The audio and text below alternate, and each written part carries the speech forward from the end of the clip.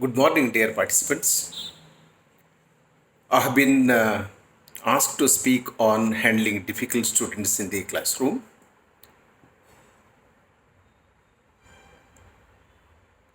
I'm a teacher like any one of you. For a teacher, a student is both an opportunity and a challenge. It's very difficult to be a good teacher, and it's more difficult to be an effective teacher in the classroom. You can say anything, but handling students in the classroom is a big challenge to every teacher. More especially, handling difficult students in the classroom is a very tough task for any teacher. One becomes a teacher when he very effectively handles difficult students in his classroom. I believe that every teacher in his teaching career will come across at least a couple of students who are very problematic. And a teacher has to put all his experience, his knowledge, his understanding to test to handle these so called difficult students in the classroom. And I'm going to share my experience of handling such difficult students in my classroom over the last 2 decades in colleges and universities where I worked. Let us understand who is a difficult student. So, unless I know who is a difficult student, how can I handle him or her? A difficult student, in some sense, is a problematic student in the classroom. What do I mean by this? Difficult or problematic?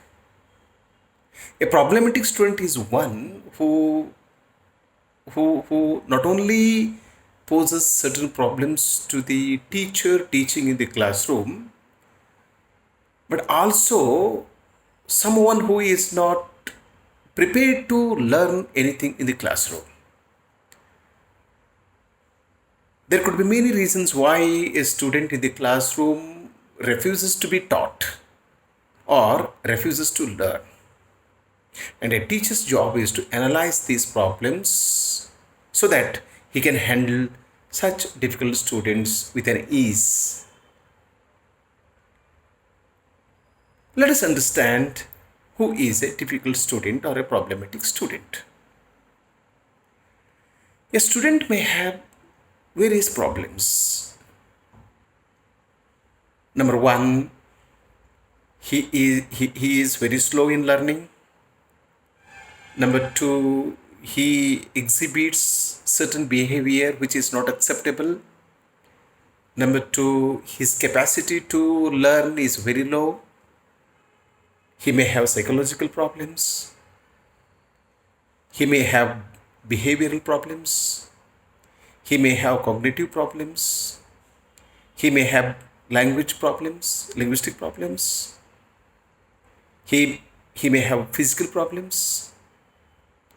So there are many problems why a student becomes a difficult student in the classroom or a problematic student in the classroom. I am basically a teacher of English, a teacher of literature. I am neither a psychologist nor a scientist. What I am going to say today is entirely based on my experience as a teacher of English language and literature. Okay, so let us understand. I'm a teacher and I should understand that in my class there is a student who can be called a difficult student or a problematic student. And how am I going to handle him or her? Yes, I know that he has some problem. He has some problem. And what he does in the classroom, the way he sits, the way he responds, The way he responds to teaching has some problem in it. I don't know how to handle him, is the question. It's very easy for a teacher to send a student out of the classroom. Anybody can do it, but that is not the job of a teacher. If a teacher asks his student to go out of the classroom, I think this is a failure. During my 20 years of long teaching service, I think I have not asked even a single student to go out of the classroom. I remember one day I went out of the classroom, but I didn't ask my student to go out of the class. It's my good fortune that I came across only a couple of difficult or problematic students in my classes so far. Now, I imagine that I have a student in my class who is difficult and who is problematic, and how I am going to handle him. If I want to be an effective teacher, then I should treat my students with kind words rather than with rebukes and reprimands. When a student misbehaves in the class, what does usually a teacher do? He will take him to task. He will blame him, abuse him, rebuke him in the presence of all students. Or the teacher can ask him to go out, send him out of the classroom. Question is, can you correct a student by taking him to task, by punishing him, by rebuking him, by blaming him and accusing him, and so on and so forth? No, never. On the other hand, a teacher has to handle such students with a lot of care, with kind words, with encouraging words. Because he is not like any other student. He's a problematic student. He's a difficult student. He needs your love, your care, not your punishment. I should understand that I'm a teacher and I'm not supposed to punish my student. A good teacher is one who never punishes his students. I have never punished even a single student in my class, both as a teacher and as head of the department or as dean of the faculty and so on. So let us love our problematic students, our difficult students, more than we love our normal students. The aim of a teacher is to help students feel good about themselves and their behavior in the class. A student should feel that he is very comfortable in the class. If he is not comfortable, he is not going to learn at all. The job of a teacher is to create a very congenial atmosphere in the classroom.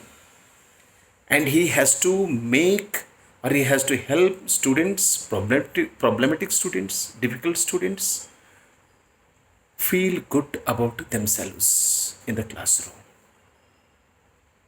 He has got to be more sympathetic, more compassionate, more kind towards such students.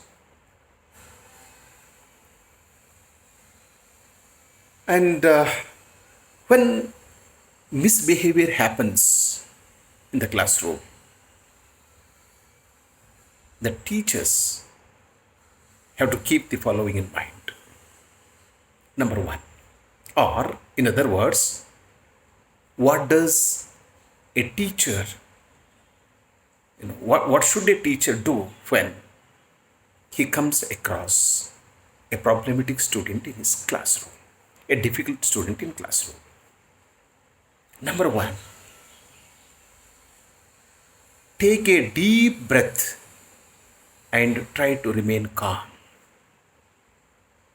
If I find a problematic student in my classroom, what I should do is I should take a deep breath and try to remain calm. I cannot violently respond to a problematic student. That's not my job. I must take deep breath and try to remain calm. Let us understand the situation. Let us understand the problem. Let us understand the student, the mind of the student. And when he misbehaves, something must be happening in his mind and something must be happening in his heart. Let us try to understand. Unless I remain calm and quiet, I cannot understand what takes place in his mind, in his heart, and in his soul. A doctor has to love his patients. Similarly, a teacher has to love his problematic students, ordinary students, dull students, problematic students, more than so called normal students, good students. And when I do it, I think I can understand his problem. Yes, this is the reason why the student has misbehaved with another student in the classroom or with me or with his teacher. After remaining calm for a few seconds or a few minutes, a teacher has to set a positive tone and model an appropriate response, even if it means you must take a few moments to compose yourself. If you are disturbed, you should not. Even if you are disturbed, you should not very violently respond to a student. You'll have to take deep breath and try to remain calm. Then take a few moments to compose yourself. When you are all right, when your senses are under your control, you talk to student and find out what the problem is.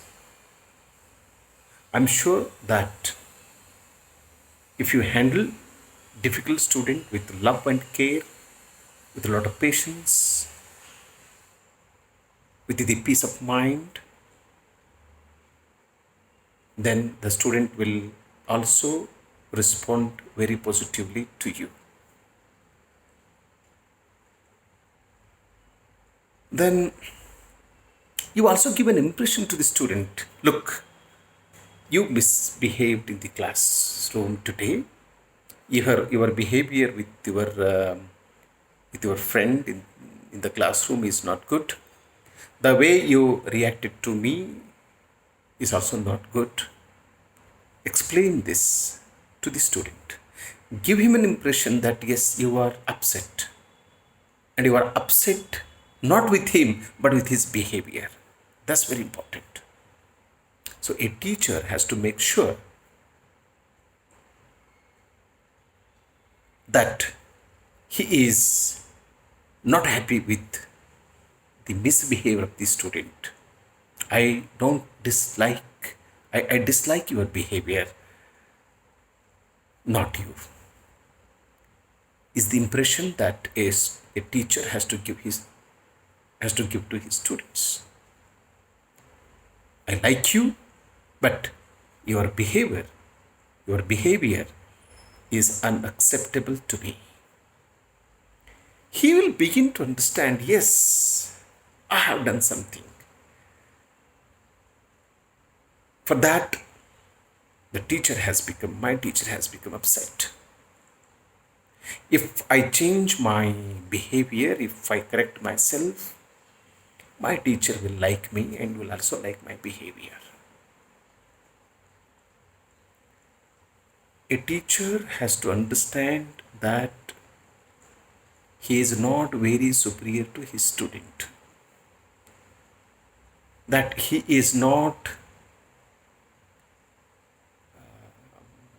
He is not better than his student in any way. He must also understand that his student has the capacity to understand. He has the mind to think. He has the heart to feel. He can conceive. He can understand. So let us not treat our students as end products. They're also evolving. They're also evolving. And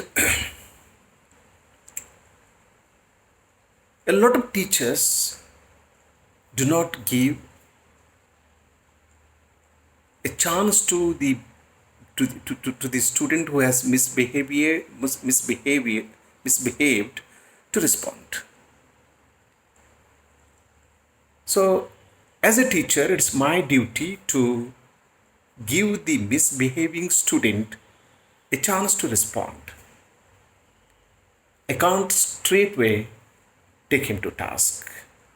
This is what you have done. This is very wrong. This is very incorrect. This is immoral, irreligious, unethical, illegal. I can punish you. I can debar you. No, no, because a teacher is a teacher. A teacher is not a policeman. He's not he's not an authority. He's not a public authority. A teacher cannot punish his student. So he has to give a chance to the misbehaving student to respond to him. Yes, please tell me why you have done this. Never resort to blame or ridicule. This is very important, and it's very unfortunate that a lot of teachers at all levels, be it pre-primary, primary, high school, plus two, UG, PG, even at the level of research. So we believe in punishing students. We are very violent with our students. There are teachers who even torture their own students physically. And mental torture, psychological torture is unexplainable. A lot of teachers commit this mistake. We don't understand what happens to a student when I take him to task in the presence of all students. It doesn't matter whether a research scholar or a PG student or a primary school student. I don't see a big difference. A big difference. My job is to encourage my students. My job is to make my students, feel very great about themselves. I cannot make them feel that they are inferior. They have done something for which they should repent. They have done something for which they have to be punished. No, not like that. A teacher has to be very kind and compassionate. Don't ever make your student feel that he has done something wrong. He will feel discouraged. He will feel discouraged. And don't ever make your friend feel that he has done something very wrong. So let us give him a chance to respond to us. And let us not blame him or ridicule him.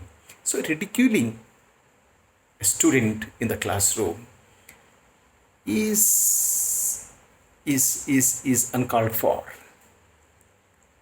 It's a big mistake on the part of the teacher to ridicule his own student.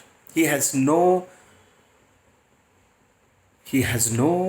right to ridicule his student in the classroom. You cannot make fun of your student. You are a paid teacher. You are not guru in the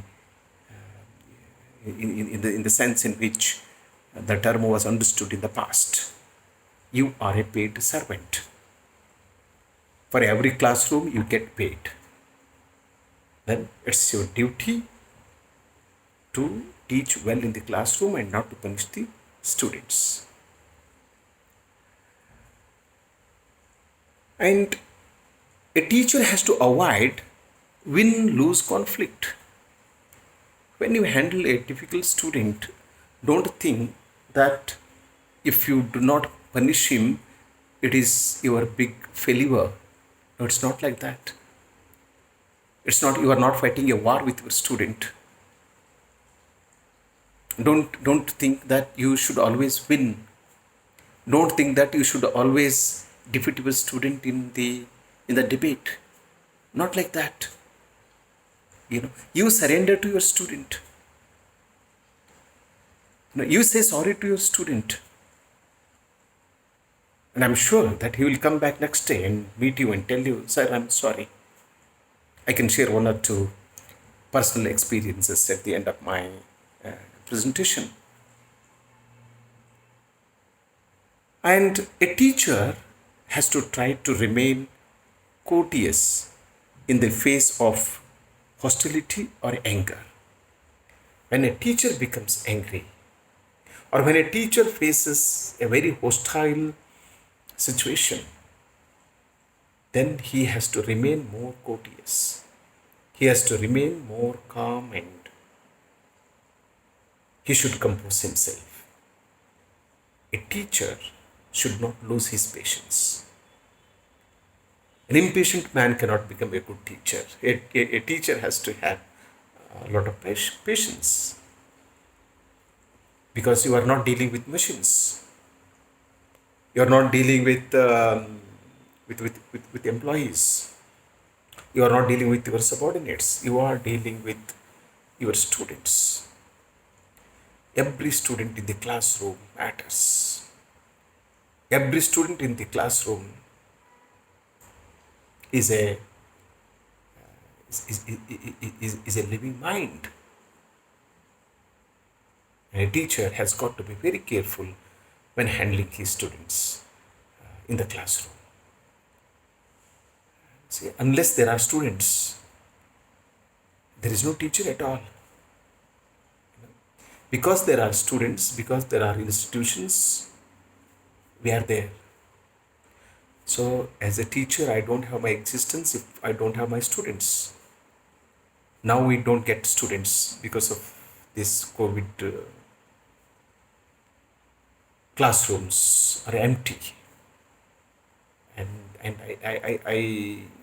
I feel very strongly that I have become very poor because I don't have students to teach in my classrooms now. So a teacher will have his existence only when he has his students. So he must understand the importance of his students. And a teacher has to treat all students respectfully and politely. I have already made it very clear that a teacher should not think that he is superior to his students in any way. No, not at all. And he should know that his students are more important than himself. So he has to treat all his students respectfully and politely. You can't be impolite with your student. You have to be very decent, very polite with your students. You love them, they will love you.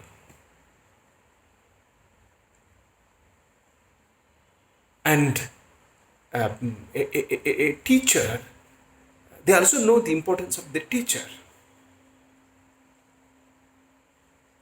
And the relation between a teacher and student should always be very cordial, very friendly,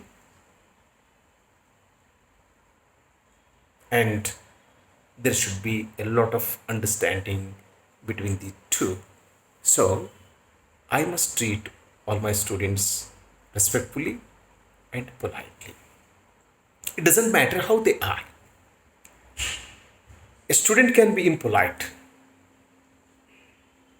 but I cannot be impolite.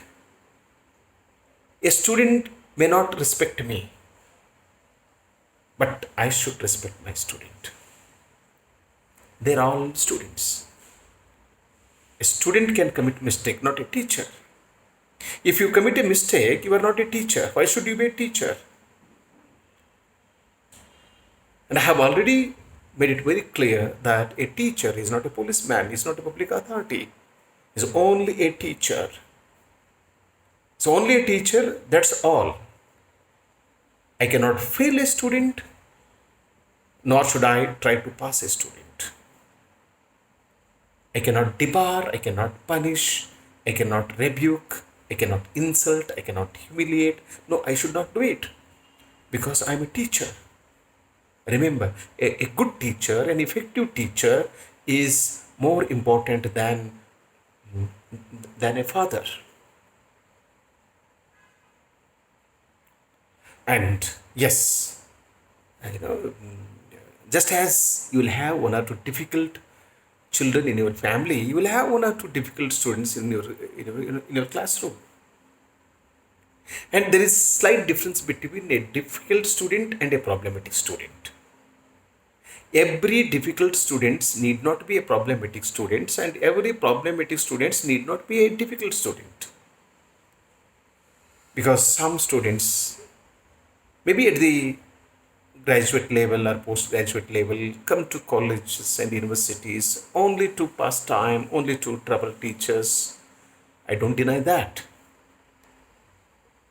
Even when I know that a certain student in my classroom deliberately does this to me, I cannot forget that I am a teacher.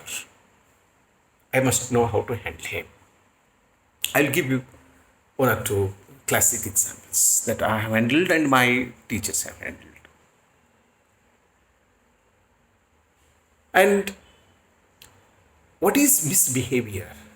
It's also the duty of the teacher to explain and describe misbehavior to his children. Students, you misbehaved. I say, hey, stand up. This is, you're not supposed to misbehave and you misbehaved. Don't say like that. You describe what is misbehavior to him. And help your students understand the consequences of misbehavior. When you misbehave, this will happen. Cause and effect. Cause and effect. Okay. If your behavior is acceptable, then this is the result. If your behavior is not acceptable, this is the effect. Let us make them understand the consequences of their misbehavior. When a student comes to know that because I have behaved in a certain way, I have got the responses, from my teacher or from my students. If I change my attitude and approach, if I correct my behavior, then I will have different responses from my teacher and others. It is also my duty to make a difficult student understand that he needs to correct his behavior so that he becomes acceptable in the classroom and he can feel good about himself and he can be very easy with himself. So everybody cannot become a teacher. And everybody who teaches in the classroom may not be a teacher. One has to struggle very hard to be an effective teacher in the classroom. It's not an easy task. It's not an easy task.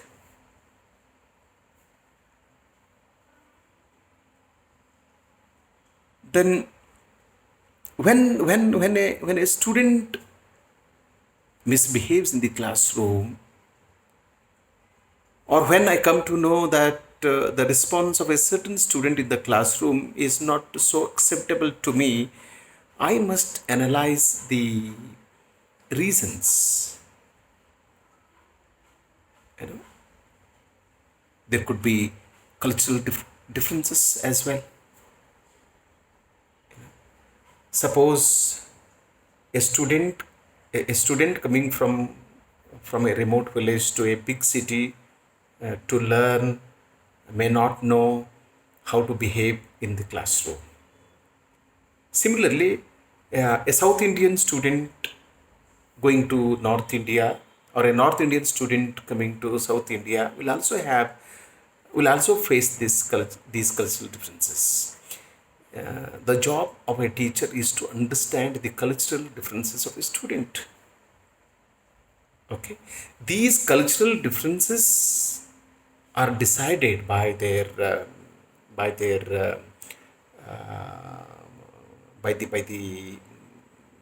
by their society, by their community, their religion, um, their linguistic status, social status, economic status, and so on.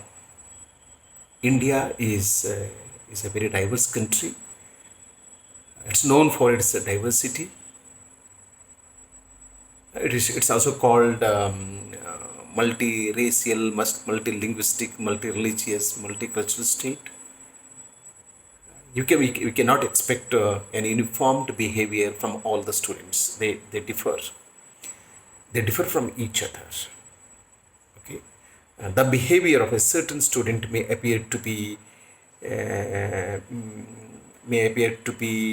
different from that of that of another student. It's possible. This cultural diversity is something which we need to understand. And it's also our duty to teach problematic students, difficult students, personal and social skills. We are living in an era of skills. Every student has to be taught, has to be trained in some skills. And difficult students, problematic students have to be trained in what we call personal and social skills, and it is up to the teacher to design these skills and also evolve strategies to teach these skills to his students. Now, grading has become an important has become a problem, not just in India, all over the world. How to grade students, and all educationalists agree that this grading should be avoided. Giving percentage to students should be avoided. In other words, a teacher has to avoid labeling students as good or bad. This is a major mistake that most of us commit in our classrooms. I say he's a good student. When I say he is a good student, then there is somebody, there is somebody who is not as good as this boy is. So the comparison is understood. Comparison is understood. When I say A is good, then there is somebody, B is bad or C is bad. So it is a teacher has to very consciously avoid labeling students as good or bad. A student is a student, that's all. A child is a child, that's all. My son is better. My son is better than my daughter, or my daughter is better than my son. And sometimes I also commit this mistake. He is my very favorite student. When I say he is my favorite student, what about other students? What do they feel? They think that This teacher loves only A, he doesn't love the rest of the students. So now I have corrected myself. I don't say that he is my favorite student. All my students are favorite students. For me, what matters is you are my student. That's all. And again, this rewarding, when rewarding is also very problematic. But we have to reward exceptionally good students. Grading cannot be avoided, and rewarding cannot be avoided. But it has its own problems. Its own problems. When I reward a student for some special skill or for some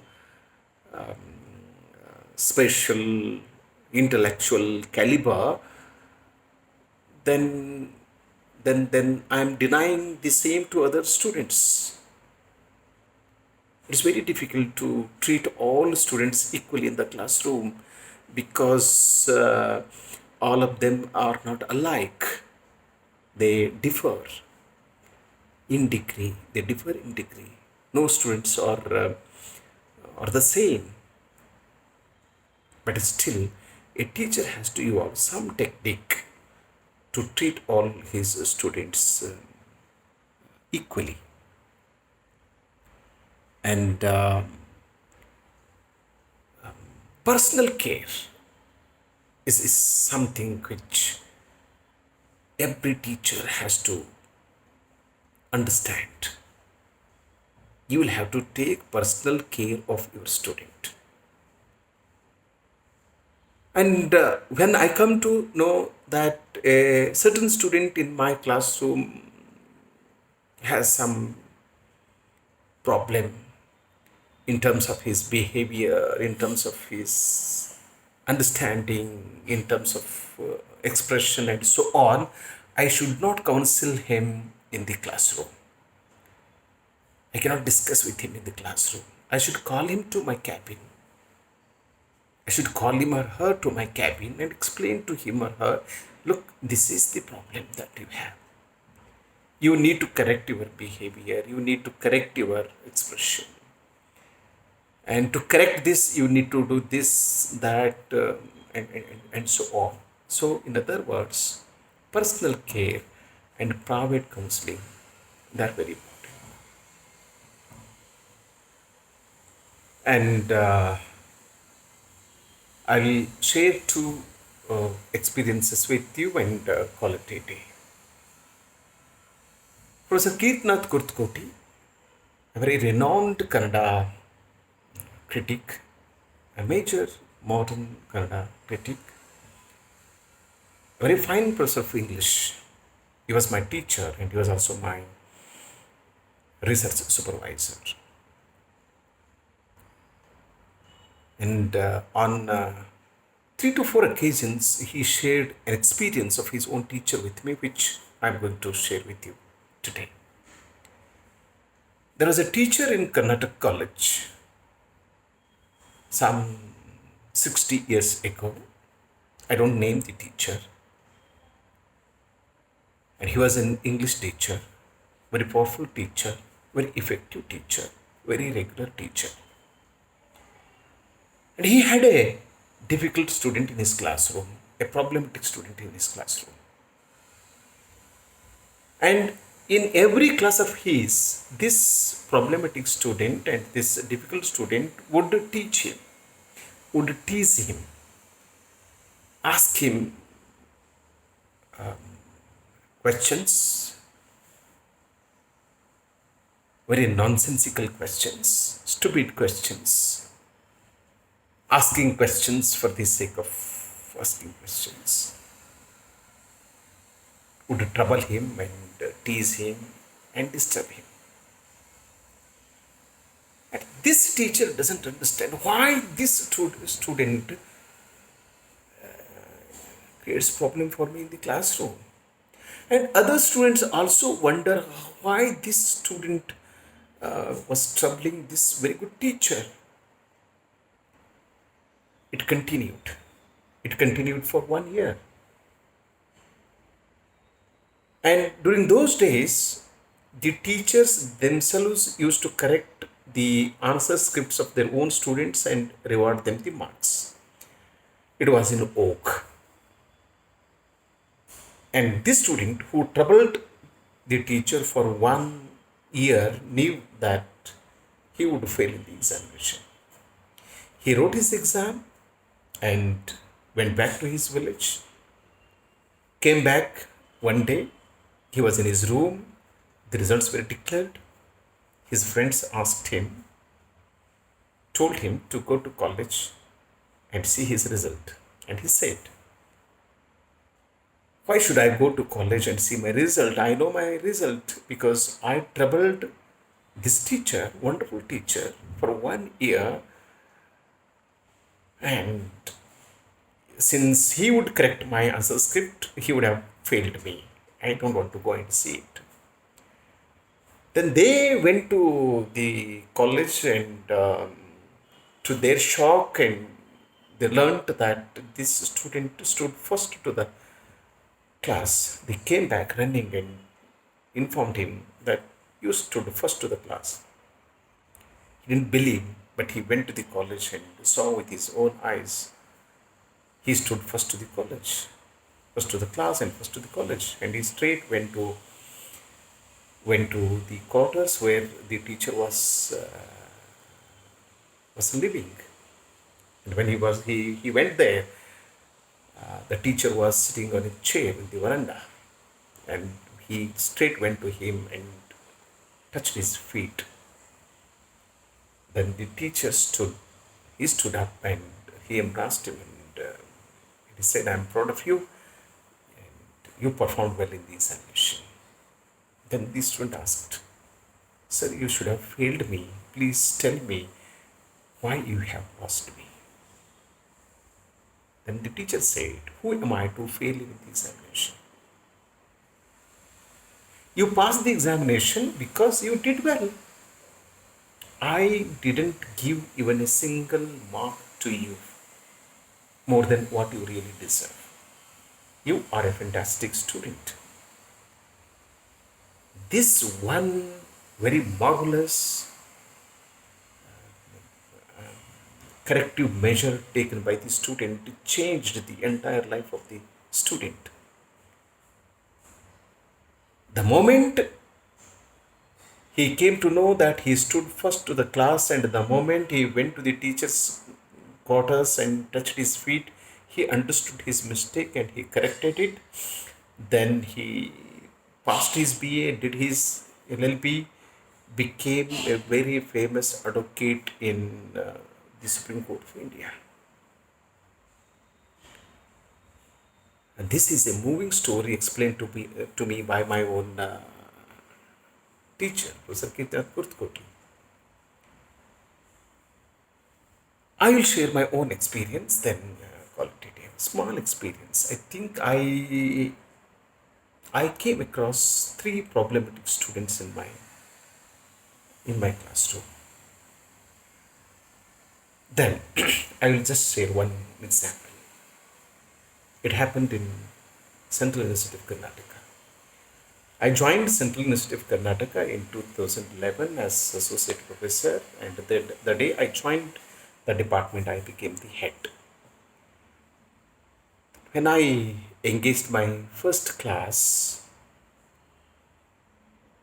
10 o'clock in the morning, 10 to 11, I had my first class in Central University of Karnataka. When I went into the classroom, there were 9 students, 10 o'clock, 10:10, some 2 came, 10:20, another 2 came, 10:30, another 8 students came. I didn't say anything. Some students sought my permission and some students didn't. So 10:40, another 8 students came, and all 30 students came at 10:40. I didn't say anything. Then I took my attendance. Then I knew that all students were in the classroom. Then I said, "Look, my dear students, I do not ask you how you behaved with your teachers in the department in the past. That's none of our business. I also don't ask you why you used to came late. But I tell you what I'm going to do, what I'm going to do tomorrow in my class. My class is at 10 o'clock. You should come in time, not even on time. All of you should be in your classroom at 9:58, not 10. If you come at 10, I shall not allow you to attend my class. Number one. Number two, if you don't attend my class, then I will not give you attendance. 1 hour, for 1 hour, you have to sit in my class. I can assure you that I will not bore you. I can give you an assurance that I will not bore you. Even if my class is boring, you are not supposed to go out. You will have to sit for 1 hour in the classroom. You are not UG students, you are not primary students, high school students, you are PG students, Central University of Karnataka. If you come late, I don't allow you. If you don't attend my class, I will not give you attendance. If you fall short of attendance, I shall not allow you to write the examination. And I respect you, I love you. That's why I'm saying this to you. Right? You can win me, but you cannot change me. You cannot use any influence. If you want to pass the exam, you will have to come regularly to the class. Choice is yours. Next day, when I went there, I tell you, 9:55, all 28 students were there. And 2011, this is 2020, never a single student comes late to my class. Not just to my class, to other classes also. I have not punished. Then I, when in my last class with that batch, in my last class, I said to them, "Look, I told you that I would not allow you to attend my class if you come 1 minute late." I said it. Had you come late, I wouldn't have said no to you. No, that's only a technique. That's only a technique I used, right? And if you fall short by 1 or 2 attendance, then I wouldn't have denied an opportunity to you to write the examination. Having said this, I must also say that as a teacher, I have to follow certain rules and regulations, and I cannot heavily compromise with rules. For example, 75% of attendance is a must. If a student falls short of attendance, then I cannot allow him to write the examination. Okay, ethics, morality, personal morality, rules, regulation, laws, they don't always go hand in hand. A teacher has to keep both in his mind. Rules, regulation, law, etc. And also what we call morality, you know, etc. etc.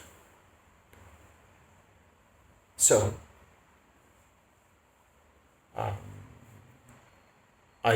this is my appeal to all my colleagues, my teaching fraternity, that it's our good fortune that we are teachers, and as long as we are teachers, we should know how we have to treat our students. And if a teacher is good, kind, and compassionate, and if a teacher works very hard and prepares for his class, I don't think that he will have to face problems. Okay, and students are better than teachers. This is my experience. All students are better than teachers, and let us you know let us treat our students with a lot of love, care, compassion. Let us treat them respectfully and politely, and let us love. This is my personal belief that if you love, you are loved more. If you hate, you hate it more. If you want your students to love you, you must love them. That's all. Thank you so much.